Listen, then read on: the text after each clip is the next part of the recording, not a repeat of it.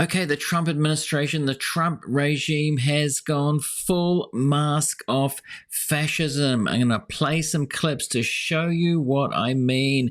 Many of us thought this might happen, but it's happening very quickly. This first clip is Trump and the El Salvadorian president in the Oval Office talking about the prisons that they're deporting people in the US to, the gulag there, and he's talking about how there's not enough prisons. We're going to need more, and we're going to do it for homegrowns. That's US citizens sending them there. And a lot of people in the office there joke about it, laugh about it. Let's get into it. It's a bit hard to hear, but I'll react to it. The people wanted to change their weapons, and they wanted to.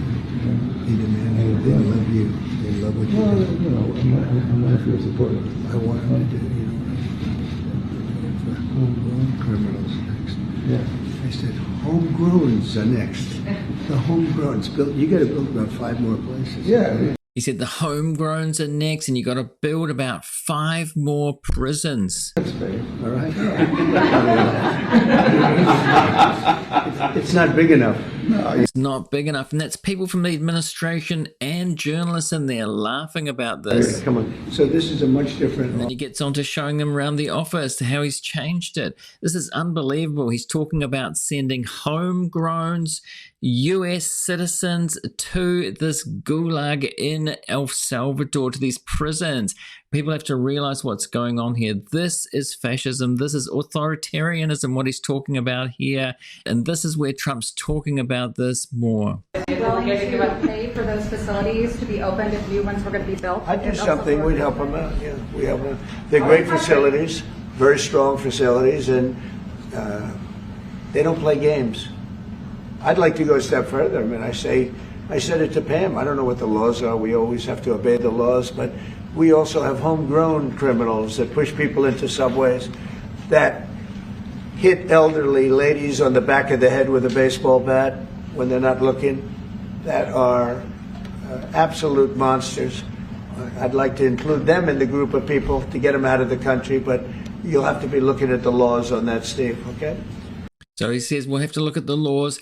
Either he doesn't know that it's illegal to do this, to deport US citizens, or they're trying to slime their way, trying to find some loophole to be able to deport people. He's talking about violent criminals, but once this starts, as we've seen already, deporting people without due process, it means that they can just send people that Trump doesn't like. So it's a very slippery slope, and we could say that they're slipping into authoritarianism, but it's already here. They're already sending people there without due process. So we're already there. This is not nearly happening. This is already happening, and this would be the next step. And do you think that he would send people that are these violent criminals that he talks about, or is he just using that as PR for people to say, oh, that's probably all right if it's people like that? But it's a very slippery slope, and he doubled down, tripled down on it. This is another clip where he's talking about it. Could we use it for violent criminals, our own violent criminals? I call them homegrown criminals. Yes. I mean, the homegrowns. The ones that grew up and something went. See how this Fox journalist here is almost happy to talk about it, not trying to criticize it all, not trying to point out what is actually going on here, almost helping him out. Wrong, and they hit people over the head with a baseball bat. We have and push people into subways just before the train gets there, like you see happening sometimes. We are looking into it, and we want to do it. I would love to do that. Do you think that they're going to stop there with people like that? We've seen them deport people for really minor things, or we just don't know. They haven't had due process. So is it somebody who's written an op-ed in a student magazine, a student newspaper, who gets sent there?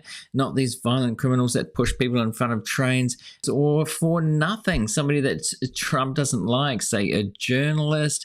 Oh, it's a very slippery slope here. And next, we've got Stephen Miller, this guy talking about it, justifying it. And these guys are lying. Listen to what they're saying here. I promise you, if he was your neighbor, you would move right away. So you don't plan to ask for But the Supreme Court is asking to... He's talking about that person who was mistakenly sent to the El Salvadorian prison here. They're trying to justify it now. They're not going to bring this person back. And this is really slimy stuff here. And as I said, mask of fascism. What was the ruling in the Supreme Court, Steve? Was it 9-0? Yes, it was a 9-0 In our favor. No, that's not true. It was not in their favor. against the district court ruling, saying that no district court has the power to compel the foreign policy function of the United States. As Pam said, the ruling solely stated that if this individual, at El Salvador's sole discretion, was sent back to our country, that we could deport him a second time.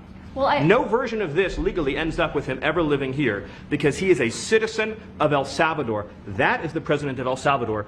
Your questions about it, per the court, can only be directed to him. I asked. So they're really twisting what the court said here to their own means. And will the courts push back against this? Now, this is another question from a journalist, and Trump passes it off to Pam Bondi talking about it. I'll react to this, talk about this next. Let's hear the question from this very low-rated anchor at CB. Do you plan to ask President? They're berating the journalists, saying they're low level here, but asking journalistic questions. Another thing, attacking the press, attacking the courts, trying to go against the courts, it looks like, and also going against academic freedom. It's another story with Harvard you might have seen in the news. All of these things that authoritarians do, and it's happening very quickly. To help return the man who your administration says was mistakenly deported. That? The man who was mistakenly deported to El Salvador? Well, let me ask Pam, would you answer that question? Sure, President. First and foremost, he was illegally in our country. He had been illegally in our country. And in 2019, two courts, an immigration court and an appellate immigration court, ruled that he was a member of MS-13 and he was illegally in our country. Right now, it was additional paperwork had needed to be done. That's up to El Salvador if they want to return him. That's not up to us. The Supreme Court ruled, President, that if, as El Salvador wants to return him, this is international matters, foreign affairs, if they wanted to return him, we would facilitate it, meaning provide a plane. So this is twisting what the court said, and they're not going to return this person who was sent there in error. They've said that. Now they're going back on it. As I said, this is a slippery authoritarian slope here. They're already there. We're not on the way there. If you're older enough to remember the Iraq War and George W., what happened there, remember they were trying to justify torture, waterboarding. Is it torture? Is it not? This is like that, but this is a step further what they're doing into full-on fascism. So this is what Midas Touch News has said about it. When asked directly whether he would facilitate Albrego Garcia's return to the United States, Trump handed the mic to Attorney General Pam Bondi. As we saw, her response, a complete distortion of the facts. Bondi said that's up to El Salvador if they want to return him. That's not up to us. That's not just legally inaccurate, it's morally bankrupt. So both of these countries saying it's not up to us, it's not our responsibility. El Salvador has to return him if he wants to, and the El Salvadorian president says, I'm not going to do that. So it's like they're not taking responsibility, really being slippery and slimy, and they said it was an error. So it's like they're not going to return him. More, Trump followed up by falsely claiming that the Supreme Court ruled 9-0 in their favor, as we saw, stating that no district court can compel foreign policy.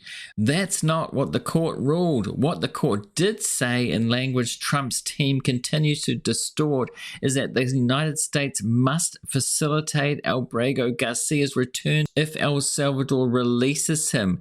Facilitate means do something, not just offer a plane ticket back to a prison cell.